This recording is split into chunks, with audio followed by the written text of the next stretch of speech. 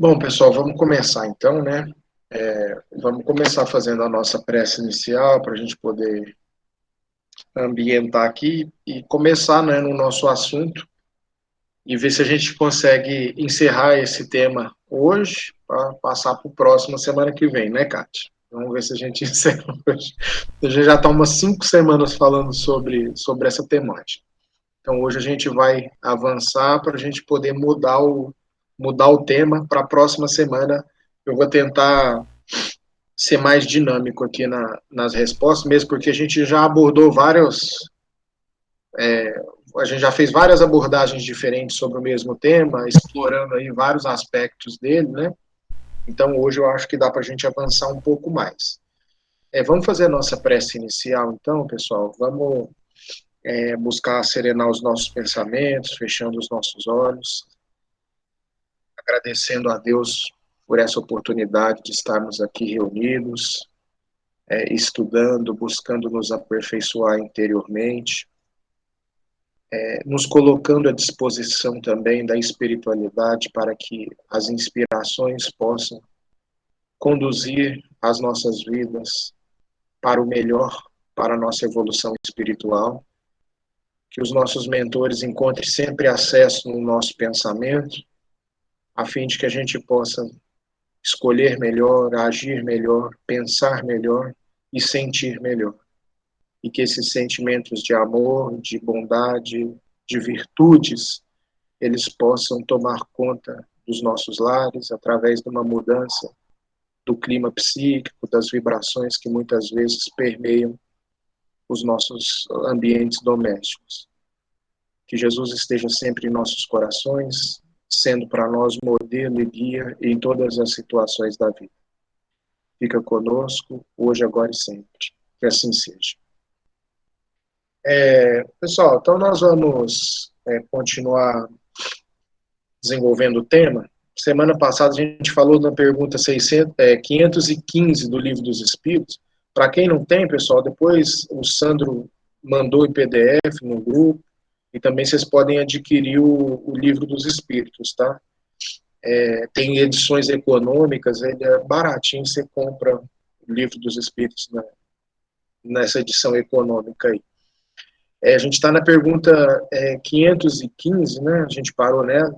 Eu sei que a semana passada, só para a gente retomar o fio da meada, a gente falou que em determinadas situações, o nosso anjo guardião, o nosso espírito protetor, porque as denominações elas são inúmeras, tá, gente? E pouco importa, tá? Então, por exemplo, quando um católico, por exemplo, fala anjo da guarda, tá certo. A gente não tem que questionar.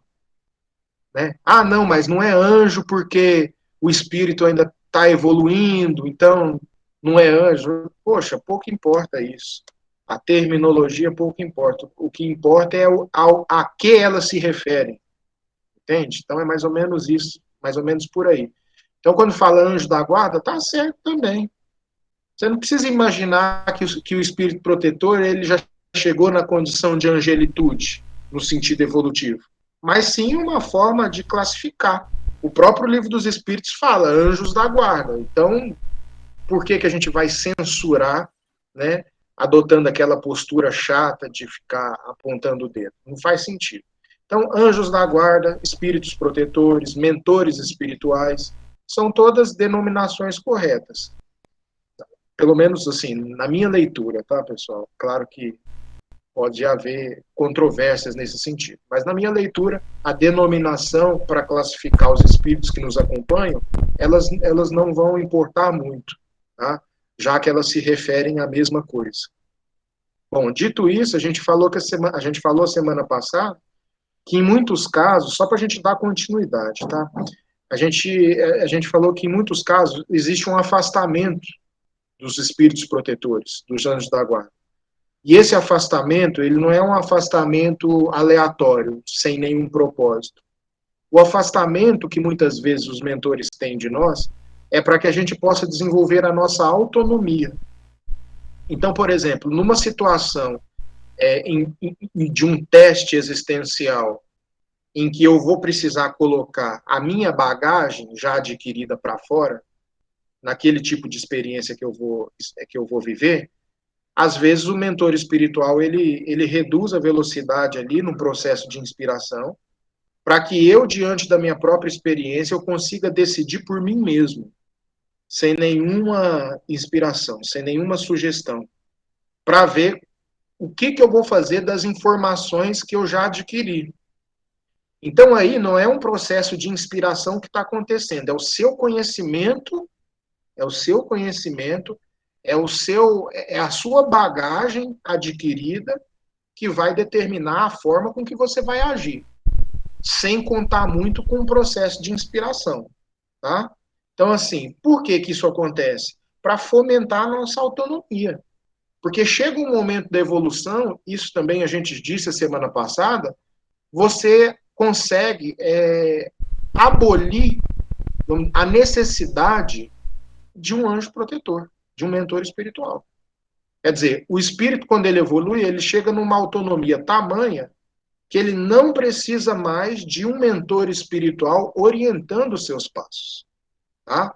Então, para que a gente chegue nesse ponto, é preciso pequenos testes ao longo do caminho.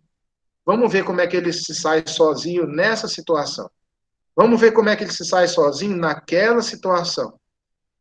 É claro que o amparo, ele sempre vai existir. No sentido assim, vamos ver se consegue, mas eu estou aqui para socorrer, tá? Em caso de necessidade. É igual aprendendo a nadar. Às vezes você está ali ensinando alguém a nadar, uma criança, por exemplo, e você está ali de olho, a criança vai ter que dar as braças para atravessar a piscina, mas você vai ficar de olho. Mas quem vai atravessar a piscina é ela. Você não vai atravessar com a criança segurando para que ela possa nadar. Não, ela vai atravessar a piscina sozinha, você vai ficar de fora da piscina, né? Você não está lá com ela, mas você está à espreita, observando. Então, às vezes, os nossos mentores espirituais, eles colocam situações dessa forma para nós, tá? Geralmente, pontos que a gente precisa se fortalecer, tá? Porque num ponto em que você já é forte, não faz sentido um mentor te testar. Você não tem possibilidade. É a mesma coisa, alguém me oferece droga. Aqui, com todo, sem nenhuma soberba ou arrogância. Mas, por exemplo, alguém me oferece droga. Eu acho que não vai ser um teste que meu mentor vai se preocupar em ter que ficar me inspirando para que eu não aceite, tá? Porque eu já tenho tanta consciência disso que aquilo ali para mim não vai representar uma tentação de eu querer experimentar ou alguma coisa assim.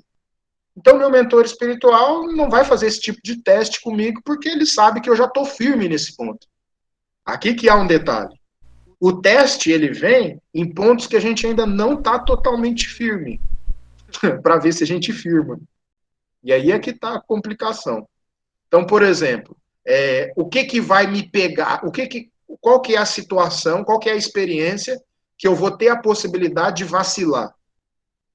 Eu estou começando a me fortalecer nela, mas eu preciso me fortalecer mais. Então, é esse tipo de experiência que eu vou ter que viver eu comigo mesmo, dentro da minha bagagem, para ver se eu consigo me fortalecer. Tá? A reencarnação segue essa mesma lógica. A gente reencarna para passar situações, que, de certa forma, testem aquilo que a gente já traz interiormente em termos de aquisições de experiências anteriores. Então, ninguém põe um teste que você vai passar nele facilmente. Talvez uma provocação de alguém, sabe? Sei lá, alguém que viesse testar a capacidade do equilíbrio meu de humor, vamos dizer assim, talvez eu tivesse a possibilidade de sucumbir, de falhar, entendeu? Então, uma pessoa chata, por exemplo, ali na convivência, que está te perseguindo e tal, então você tem uma resposta positiva nesse sentido, pelo menos para mim é mais difícil. Então, mais ou menos, são testes que a espiritualidade, meus testes vão ter mais que prova do Nossa, deixa eu ver aqui que o Sandro comentou alguma coisa aqui. Deixa eu ver. Meus testes vão demorar mais que prova do mais ou menos por aí. A gente tem muitos testes, né? Então é mais ou menos aquilo que a gente estava fazendo hoje, vai continuidade.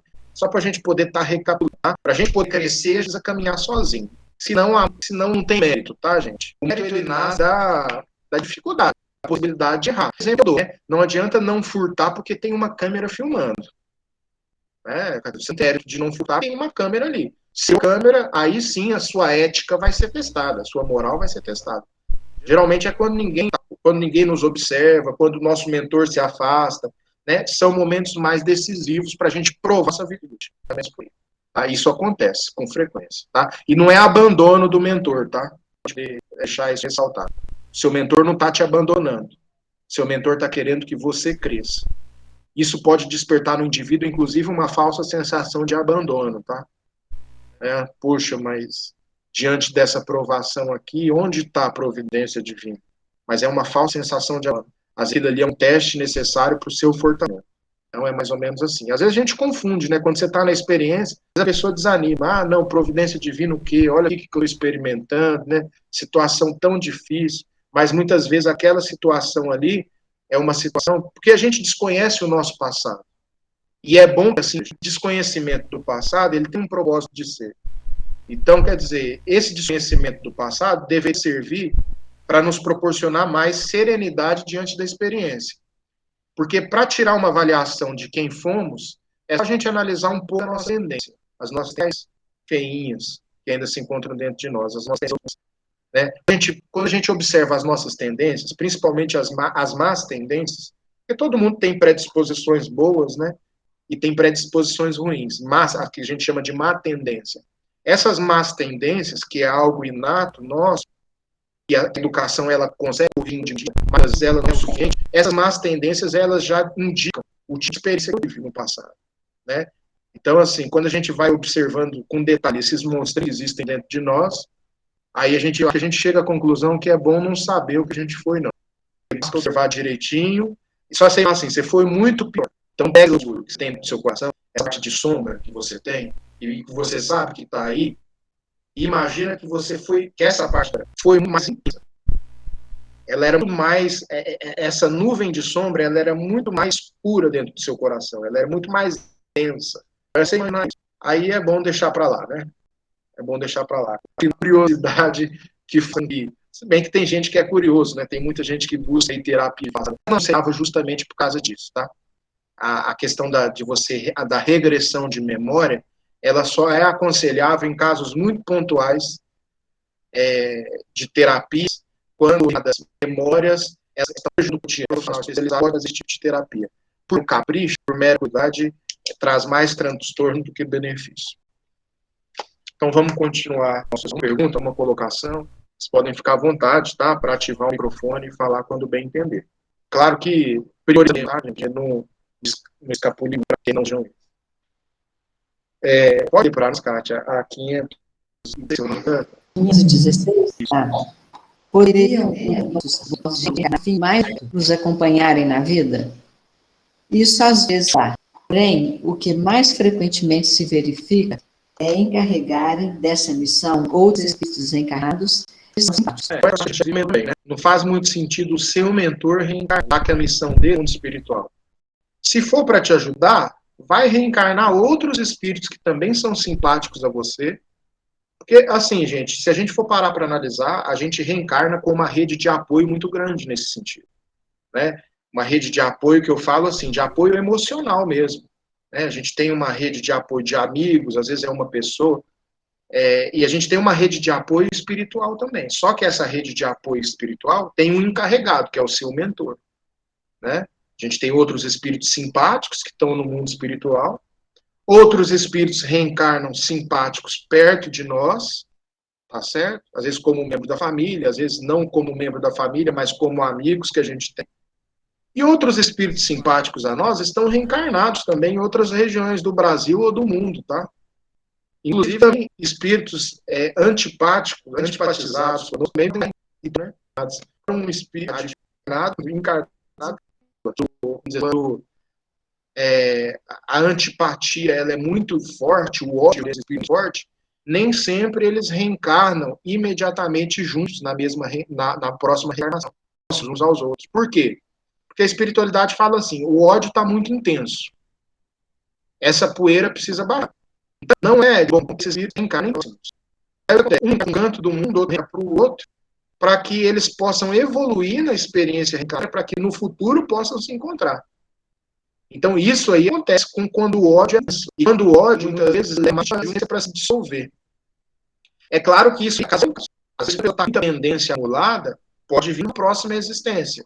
Próximo. Aí que existe a possibilidade de tragédia, de crime. Muitas vezes vem por conta dessas animosidades do passado, que estão muito intensas. Né? Às vezes, vamos dizer, e em qualquer ambiente social que a gente frequente. Tá? Às vezes, assim, que a gente coloca a culpa no santo Mateus, né? Essa meu santo Mateus não foi o seu santo Mateus. É que às vezes você está conscientemente alguém que travou com você uma convivência desagradável no passado. Você olha para a pessoa assim, né? Estranha, não me desce muito bem, né? Às vezes aquilo ali está ativando em você, no inconsciente, uma memória que você esqueceu e que está se refletindo como uma antipatia. Então, essas antipatias, muitas vezes, elas são do passado, tá? E às vezes essas antipatias, elas estão na família. Mas essas questões familiares, é a luz da explicação que o Espírito nos traz. Tanto a antipatia como a simpatia, tá?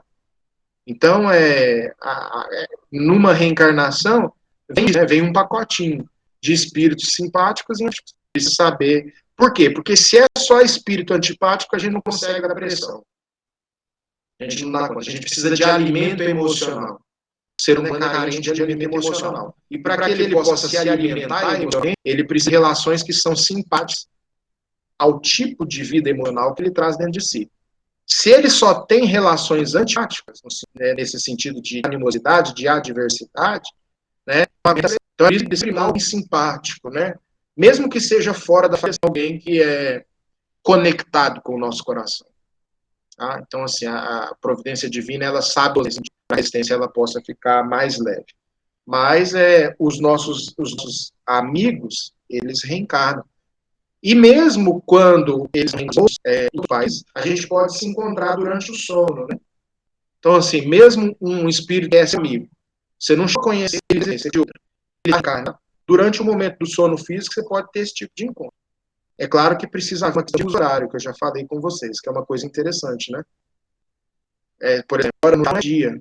Então, como é que faz? Você vai dormir e o pessoal lá está acordado. Só é uma provocação que eu faço, mas às vezes a gente para pouco para pensar nisso. Sempre tem nada online, para não contar de sono. Porque quando você estiver dormindo, ele vai estar acordado. Quando ele acordar, você vai estar dormindo. Então, existe uma questão de uso horário. Precisa haver uma compatibilidade com as zonas muscular. Haverá um para protegê-la? Alguns, especialmente na família, que vivem juntos e unidos pela afeição. Mas não acreditem em espíritos orgulho das raças. Isso é interessante. Então, eu já falei para você, tá? Então, geralmente isso acontece. Às vezes é uma pessoa que, inclusive, já reencarnou, né, um espírito que, inclusive, já reencarnou na própria família e assumiu o direcionamento daquela família na condução dos processos de evolução espiritual. Então, isso é comum. Existe o espírito vinculado à família. Só que esse espírito vinculado a uma família, ele jamais está vinculado por um orgulho de raça ou de sobrenome, por exemplo, tá? Porque as relações do mundo espiritual, elas são muito diferentes das relações humanas. Aqui, eu não sei se hoje isso é menos comum. Era mais comum antigamente e mais em cidades do interior, né? É a questão do sobrenome, né? Já viram isso? Que tinha um peso social, a questão do sobrenome muito grande. Inclusive, quando havia aqueles encontros de amorosos, né? De namorado e tal, aí geralmente falava o sobrenome do fulano, né? Ou da fulana. Quer dizer, esse tipo de relação, se a gente fala, é uma relação um tanto quanto materialista, né? Muitas vezes até de interesses, de secundária. A questão do sobrenome, ela já foi por muito tempo um peso muito grande nas relações. Em cidade grande isso aí se dilui mais, mas no interior é mais presente. Antigamente é muito mais presente ainda, né? Às vezes a pessoa falava assim, mas fulano é boa gente? Fulano é dos tal, né? Família tal. Não, então é boa gente. Se o sobrenome estabelece que o indivíduo fosse de índole, o que é um ser absurdo. De vezes ela marcada por relações quase que inteiramente econômicas, né, e de interesses menores, né, vamos dizer assim. Então, no mundo espiritual, essa questão de conexão com uma família, mas a forma de se conectar é uma forma completamente diferente. Mesmo porque um mentor espiritual, eu já disse, pode ser um mentor espiritual de um indivíduo, mas e não exclusivo, pode ser um mentor espiritual de um monte de outras pessoas, tá? Então, não existe essa questão de exclusividade, o meu guia, o meu mentor espiritual. Às vezes, esse mentor espiritual, ele é rodado tanto como essa. Ele assiste várias outras encarnações também. O que é um bom sinal, tá, gente? Porque se um espírito ele consegue assistir várias encarnações, né, assistir várias pessoas ao mesmo tempo, significa que ele é capaz de desenvolver essa tarefa. Né? Então, quanto maior é a capacidade espiritual do espírito, mais a possibilidade dele ampliar o seu trabalho.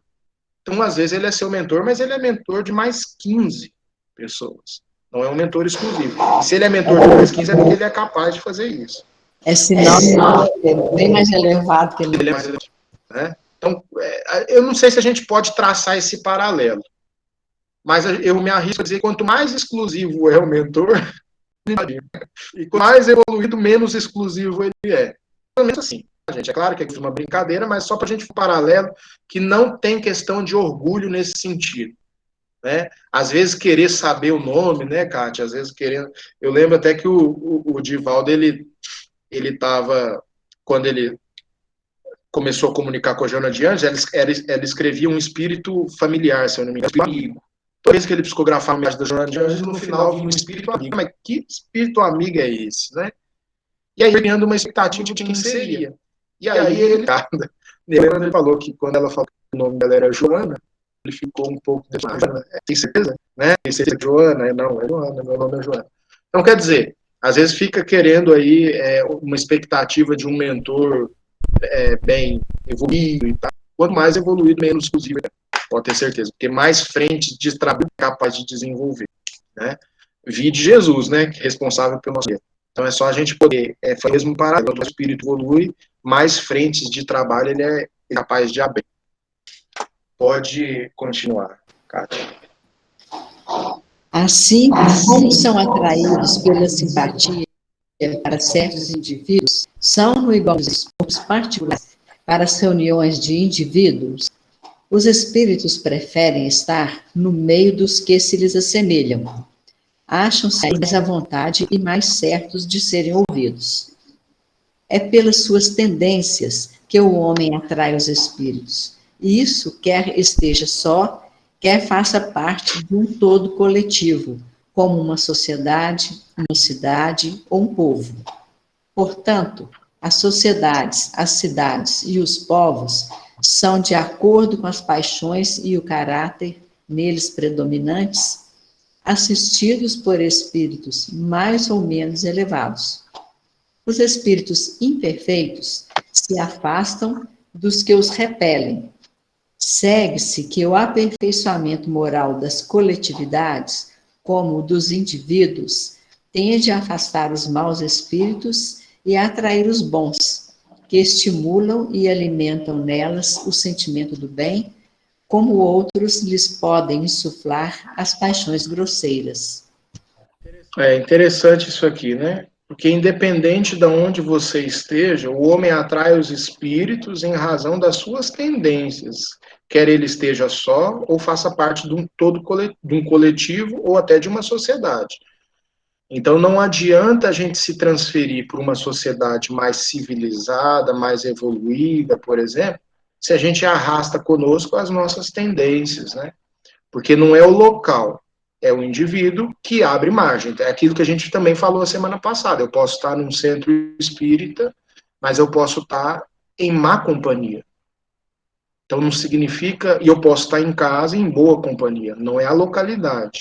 É claro que sempre existe uma, vamos dizer assim, uma tendência que determinados ambientes, eles proporcionem determinado clima vibratório que vai desagradar determinados espíritos. Então vamos supor que eu estou com uma má companhia. E aí eu vou para um centro espírita que tem uma assistência espiritual muito grande, né? É claro que esse centro espírita também, a gente tem que relativizar isso, né? O centro espírita, ele tem uma boa sintonia, ele tem uma boa vibração, um clima bacana? Em regra, sim. Mas a gente não pode afirmar que em todos os casos o centro espírita ele é marcado por um clima bacana. Vamos dizer assim, em termos vibratórios, tá? Porque o que determina o clima de um centro espírita? Eu falo clima a nível espiritual, né, evidentemente. O que determina isso? Os pensamentos de quem lá estão. Por que geralmente é bom o ambiente de um centro espírita? Porque geralmente quem vai ali vai buscando a renovação, vai buscando o entendimento. Então, o propósito de quem entra num centro espírita favorece um clima psíquico para a atuação da espiritualidade. Entende? Então, geralmente é isso. Mas se a coletividade que frequenta um centro, por exemplo, está marcada por briga interna, que acontece, briga interna, disputa, escândalos, muitas vezes que ocorrem, é claro que o clima daquele ambiente, daquele centro espírita, não vai ser legal. Então, por que eu estou dizendo isso? Porque você entra num centro espírita, independente do ambiente que a gente entre, a gente vai levar conosco as companhias que as nossas tendências estão acumulando em torno de nós. E o que marca a tendência? A tendência ela é caracterizada pelo quê? Porque às vezes pode falar, é um conteúdo de um pensamento muito frequente na sua cabeça. Porque todos temos pensamentos por dia, né? O autodesenvolvimento, por exemplo, ela fala que o indivíduo ele tem uma média de 80 mil por dia, tá? 80 mil pensamentos diferentes por dia, do momento que ele acorda ao momento que ele vai dormir. Só que dentro dessa gama de pensamentos, existem pensamentos que são mais frequentes. Às vezes é uma preocupação, às vezes é uma expectativa de vida, às vezes é algo que você está buscando. Quer dizer, aqui vai martelar, no meio desse tanto de pensamento que eu disse, existem aqueles que vão te visitar com frequência. É dentro desses pensamentos que te visitam com mais frequência que a gente pode observar aonde está a nossa tendência. Nossos repetidos dão muito indicativo de qual que é a nossa tendência. Por quê? Porque os espíritos se colam no pensamento. Né? Você pensa, você emana, você atrai. Porque o nosso pensamento, tá? Nosso pensamento tem cheiro, nosso pensamento tem vida. Né? Por isso que tem um livro de Emmanuel chamado Pensamento e Vida. Né? Toda a gente está armando ali conteúdo mental e espíritos vão se aproximar de coisa. Então, nesse sentido, as coletividades, elas pouco importam, né? Se a minha tem a menos que eu esteja querendo mudar, eu esteja com um real propósito de mudança. Aí sim, a sociedade pode fazer algum benefício para a minha individualidade. Agora, essa mudança de tendência, a gente precisa de uma inovação completa, desde os pensamentos, porque é uma tríade, é pensamento, palavra e ação. Né? Então, assim, às vezes o pensamento é mais difícil combater. Você começa a combater na ação. A ação é mais difícil, é mais fácil, né? A gente controlar. Nem tudo aquilo que a gente pensa segura no campo da ação. Né? Porque se tudo que a gente pensasse, a gente executasse no campo da ação, estaria o mesmo. Estaria todo mundo preso uma hora dessa, né? Então, a ação é fácil controlar. Agora, o pensamento vem com frequência. Então, às vezes, deu vontade de você dar um tapa em alguém, está aqui no pensamento, mas você não deu. Por quê? Porque a ação é mais fácil de você controlar. Você fala assim, não, a ação também é difícil. A ação também é difícil. Eu estou falando que ela é mais fácil em relação ao pensamento. Beleza? Então, você controla a ação. Você começa controlando a ação. Pessoas que são muito... pessoas que têm umas tendências muito fortes, elas vão dificultar controlar as ações. Quanto mais espírito, mais ela vai dar margem a ações de acordo com seus pensamentos. Quando o espírito ele vai se educando, ele consegue controlar onde? Não, qual que é a ponta? A ação. Então ele começa a controlar lá na ação. Mas muitas vezes ele não segura a palavra. Porque a palavra já é um pouco mais difícil que a ação. Então, às vezes ele verbaliza. Então, quer dizer, tá vendo? Você começa pela ação, palavra, pensamento. Realmente obedece essa sequência aí. Ação, palavra, pensamento. Pensamento, palavra e ação. Então, as tendências estão lá no centro, tá? Então, é por isso que a gente não tem uma ação, mas a gente tem má companhia, mesmo sem ter tido uma má ação. Olha que interessante. Eu não tenho ação, mas tenho um pensamento. Então, eu tenho má companhia. Tá? É mais ou menos por aí. Ah, mas você teve uma má ação. E muitas vezes a má ação é uma oportunidade. Aliás, o erro é uma oportunidade. Né? Às vezes eu não tenho oportunidade, porque estaria errando. Então, por isso que é bom não julgar, né? Por isso que é bom não julgar, porque o julgamento, o que ele faz? Ele passa da que o outro passando, você estaria fazendo diferente. Mas não é assim que funciona. Às vezes você não conseguiria estar fazendo diferente. Realmente, por exemplo, você está criticando, você está fazendo né? Será que sim? Sim, mesmo. Não muda com tanto ardor, não. Tenta poupar. Às vezes, quando você vê a promíscua de uma pessoa, você está observando ali na TV, uma pessoa com uma vida promíscua, julga, poxa, mas às vezes você está ali também, se tivesse a mesma possibilidade da pessoa, você também estaria errando. Então, em todos os sentidos, a gente para que quando tiver a oportunidade de errar, resistir. Tá? Mas vai ser um pensamento de porque se seu pensamento for uma nuvem de confusão, e aquilo ali estabelece a uma experiência, além de ser afasado, você vai ter um incentivo das suas vezes para errar. É o que fala. Os espíritos maus vão insuflar as más paixões, de acordo com os maus pensamentos. Então é mais ou menos por aí. Você começa. É difícil, tá, gente? É um processo de renovação mental, é um processo difícil. Ele tem que começar na ação, claro. Palavra, tá? Palavra eu acho que já é mais fácil também. A gente começar a poupar. Evitar, começar a buscar falar o essencial. Eu até já brinquei com vocês em outra oportunidade. Se a gente fosse falar só o essencial durante um dia, no sentido assim, de não nos permitir conversações fúteis, certamente, acho que a gente ia ficar mais calado do que falando, não. Imagina se a gente fosse só o essencial durante o dia, né? Porque a gente fala muitos assuntos secundários, né? Pensa comigo aqui, falar só o essencial, difícil demais. A gente tem um gosto, muitas vezes, por falar situações supérfluas, falar futilidades, notícias do dia a dia. A gente tem gosto de comentar. Né? A gente tem um gosto, uma coisa que dá prazer. E dá pra mesmo. Pessoas tem tipos de prazer que a gente tem que são prazer que, coitados, a nossa mesquinharia ainda, a nossa peneira. É do isso. Mas isso aí retrata um nível evolutivo que ainda precisa ser aperfeiçoado. Porque conforme a gente vai se aperfeiçoando, entendendo espírito. Eu até o livro aqui, depois otimizar aqui, porque falta só 3 questões. A gente vai cá hoje. Eu peguei o livro Os Mensageiros, do André Luiz, que ele tem uma passagem aqui muito interessante, que ele está conversando com o espiritual.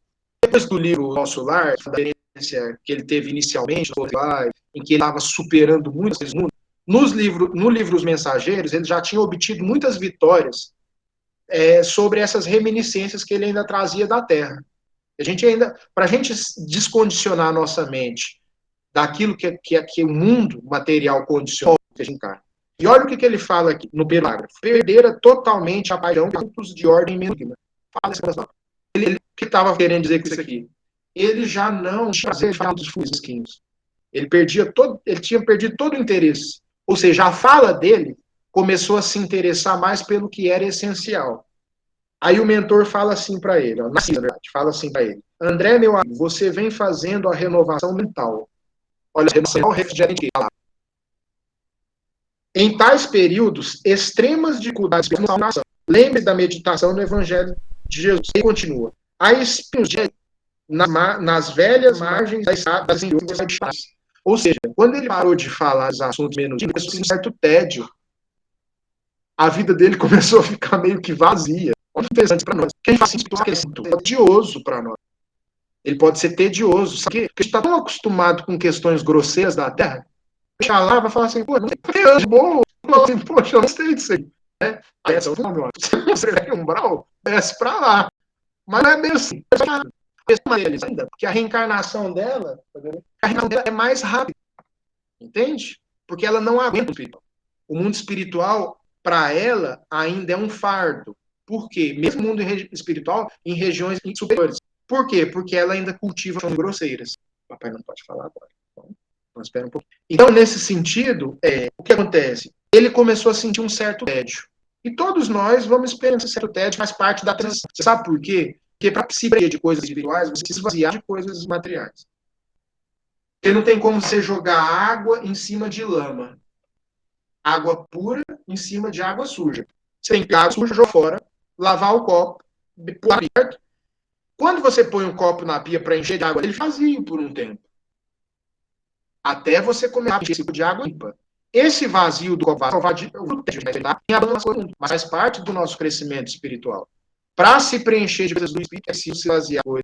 E aí continua, seu coração vai iluminada, aos raios vai ser divino, mas vazia os sentimentos do que por séculos. Olha que interessante. Das questões do mundo, a gente está se enchendo por séculos consecutivos.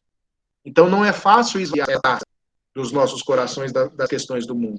A gente vai ter que reencarnar muito ainda para purificar, para que o mundo espiritual não nos seja inteirante. Não quero saber de musiquinha chata, de rotina, de trabalho, de reforma íntima. Deixa eu lembrar que é uma casa. Né? Tem mais a ver. E o cara fala, tô falando sério, gente. A gente fala aqui em tom de ver, mas é verdade. Se eu falo, não, curtindo, né? Ficar aqui. São as portas das colônias espirituais,